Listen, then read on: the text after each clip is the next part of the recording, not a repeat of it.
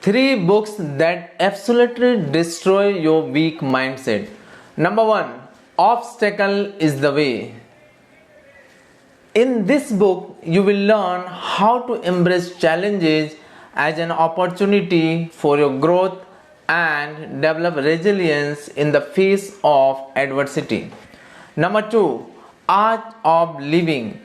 In the face of life's challenges, it helps you find tranquility by focusing on what's within your control, cultivating self discipline, and cultivating self control. Number three, Can't Hurt Me. This book shares Gauguin's journey of extreme mental and physical transformation and emphasizing the importance of embracing discomfort, setting ambitious goals, and achieving mental toughness. Follow for more. Thank you.